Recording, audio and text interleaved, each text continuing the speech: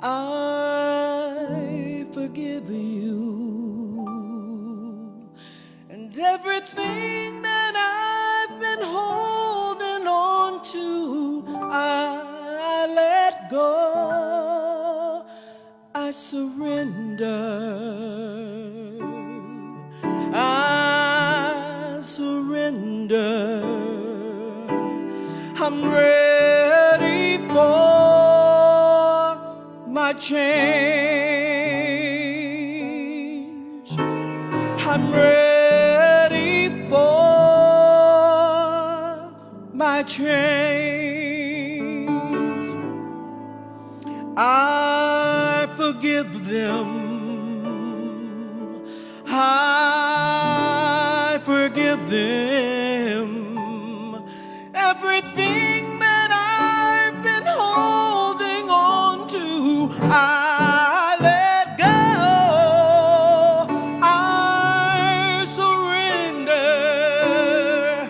I surrender. Said I'm ready for my change. Well, ready for my change. I forgive me. I forgive me. And everything that I've been holding on to, I let go. I surrender. I surrender. Said I'm ready for my change. Well, I'm ready for my change. Yeah, ready for my change. Well,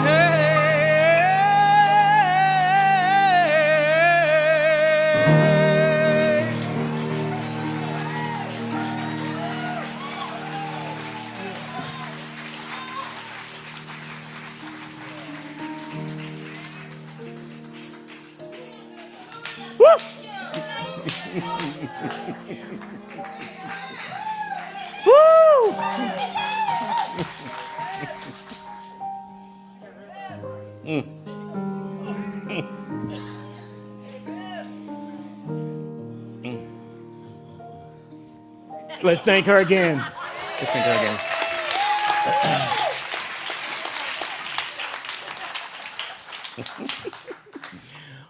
Okay, let me get it together here. Because you know I could just go right now. Woo!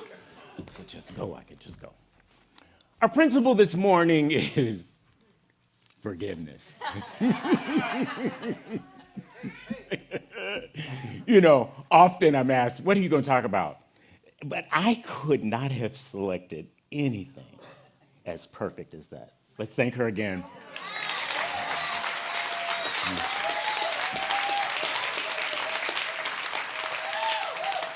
As they say, the word has been preached. Forgiveness is love in action. It is the willingness that is the door to forgiveness. Have you received your healing? Mm-hmm. Have you experienced the lifestyle of abundance? Are your relationships thriving? Do you have peace in your daily experiences? If you've answered no to any of those questions or no to all of the above, have you considered that it may be time for a change? This morning, we're talking about having a mind shift. A mind shift. And I draw my inspiration this morning from Michelle Wadleigh's Forgiveness, a workbook for emotional and spiritual freedom. Now, Michelle is a CSL minister in New Jersey. She calls herself New Jersey Girl. Profound teacher. Love her dearly. Love her dearly. And this book is about the transformative process of what happens when you open to the idea of forgiveness. Because what we don't understand is often our prosperity and our healing and our deliverance is because we are holding on to the resentment of the past. So it's not the person who offended you that continues to oppress you. We oppress ourselves. As she says, forgiveness saved my life. Forgiveness saved your life. Forgiveness. Have you ever thought you just needed to change other people? And if they would change, life would be perfect, right? Have you ever thought if I just had just a little bit more money, if my ship would come in, then everything would be okay? And then there is the other one. If I just met the right person. Have you tried it all? Did you find everything you were looking for? Or did what you prayed for you sent back after you got it? Because I will tell you, there's some things in life I prayed for that I had to send back. I said, Lord, you can have this back. I don't need this. This is not good for me. She instructs us that we need a mind shift. We need a mind shift. She writes about her own life. She says, my life was a mess. Has your life ever been a mess? She said her mother was an alcoholic, and she felt if she would replace the vodka in the bottle with water, that she would fix her mother. Do you think that worked? In other words, she ended up having a fight with her mother, right? Now, her father was really the problem. He was abusive and sexually abusive with his daughters, including Michelle. So when she talks about forgiveness, she's not talking about something innocent. She is talking about being violated as a child by her own father. Not once. And the most tragic experience about all of this is that her mother never intervened even once she became sober. They were married for 50 years. Let's talk about the guilt and the anguish that places on someone that you need to be defended and you don't feel safe. Yet she has learned that forgiveness saved her life. She says you need the courage to begin again. That the willingness is the doorway to forgiveness. There are moments in life where I just really didn't think I could forgive people. And I really wish I could say that doesn't happen now. But often it does. I have to readjust my mind here a little bit. Because let me tell you, folk can set you off. That text and that email can just truly set you off. And I have learned, do not read email before I go to bed. Because if I go to bed, I am going to ruminate over that whole experience.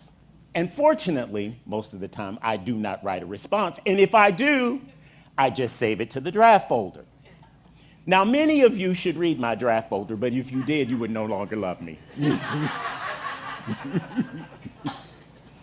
It's not because I didn't believe in forgiveness. That's not what I'm saying at all. But I didn't feel like I had forgiven.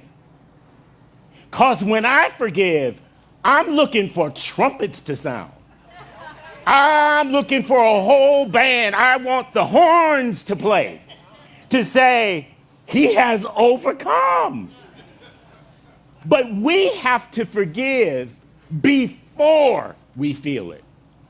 That's hard. That's just hard. I'm going to say it for you. That's just hard. It's hard to forgive before you can feel. But what Michelle is trying to say is the idea, the desire to forgive is the beginning. She says forgiveness begins not with mastery, but with the willingness, even the smallest crack in the door. Change your thinking, we say, and change your life. In this case, she's saying change your mind to change your life.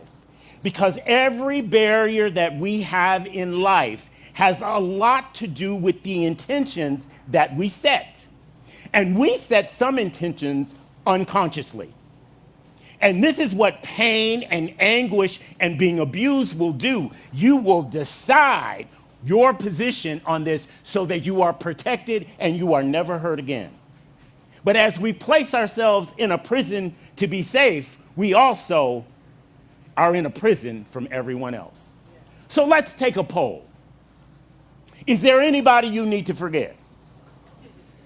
Okay, so there are those of you who don't think there is, but you have already done. You're so spiritual that you don't need to forgive. So think of the person who's offended you the most. Can you pray for God to bless that person? Until you can do that, you have truly not overcome.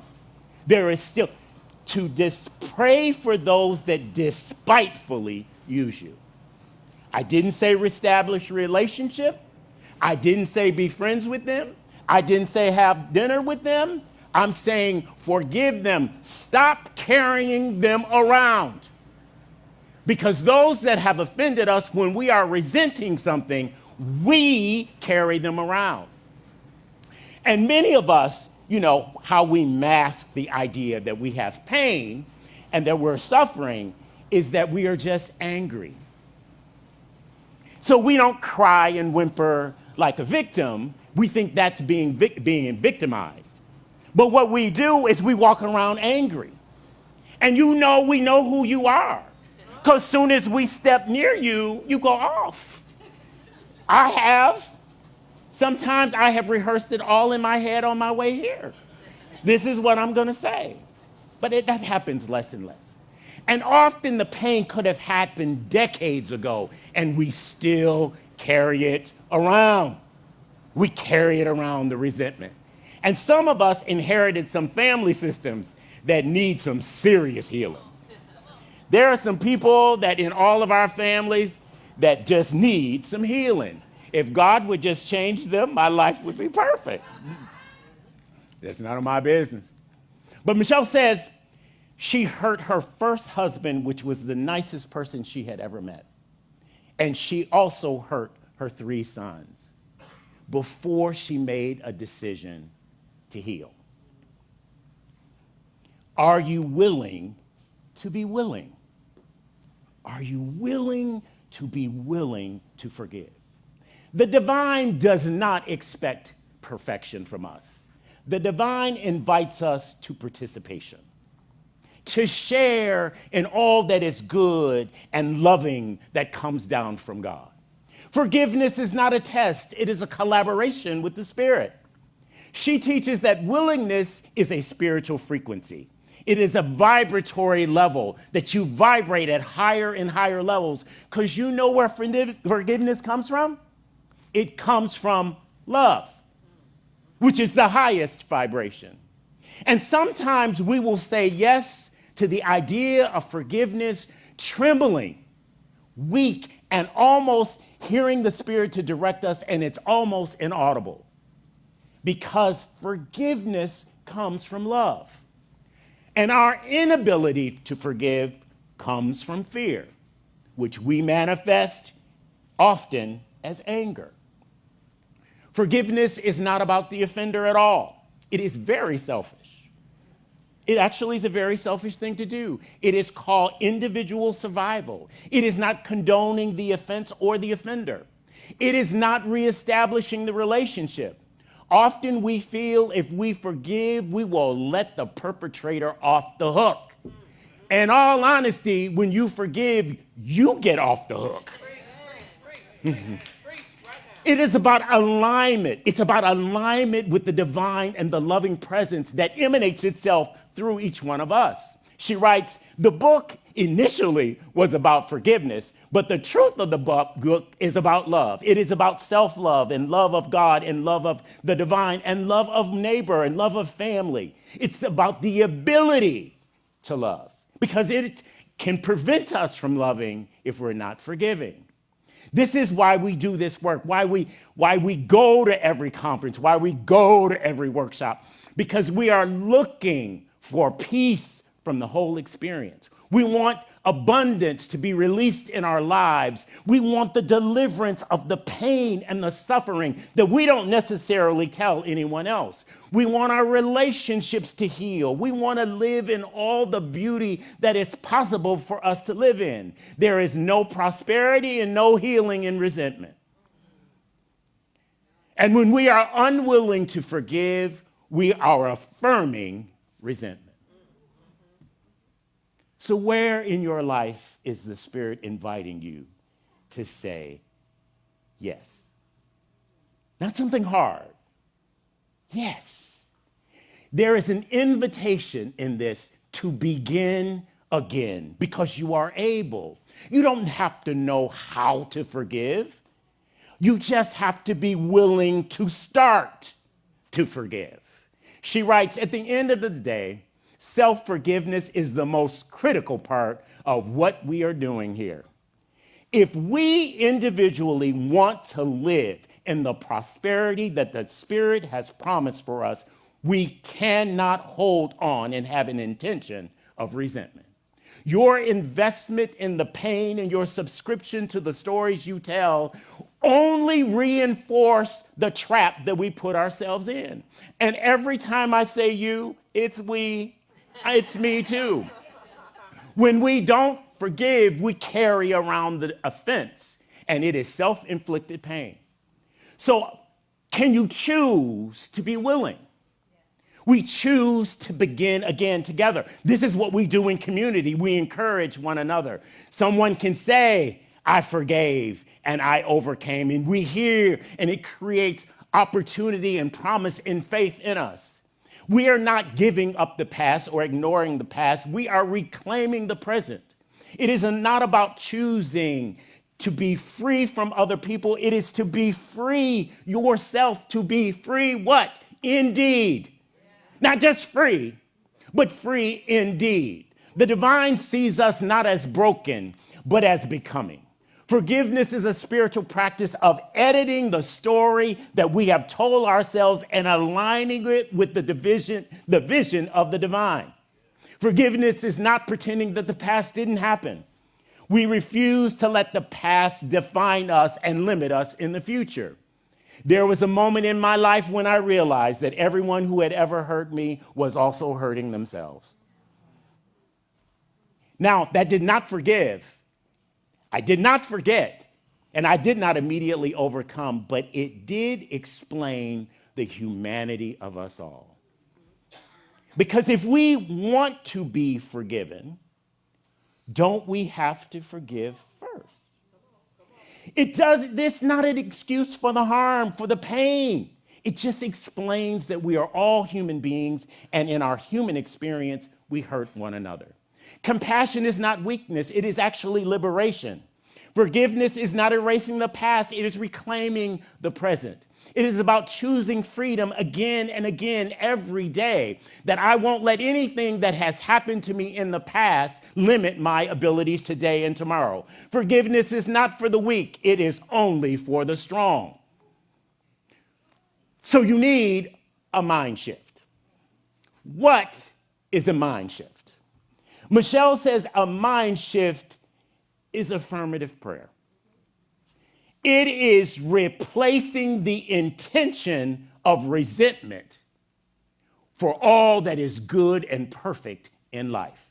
Because as we rehearse the story, we hold on to the pain, we discover it is not happening out there in the other people. It is happening in us. Have you ever been offended by someone and they told you later, I had no idea I did it, and we have carried it around? It is the affirmative prayer. Why is affirmative prayer so powerful? Because regardless to where I am right now, the facts are I can be walking and I could have had an intention of resentment. But now I decide that I want to be loving. Not so much that you want to forgive, but I want to demonstrate what God has revealed itself in and through me. We realize that we live and move and have our very being in the divine. We then can affirm, once we have created this alignment, we can affirm that I release the past with grace and I walk forward into freedom.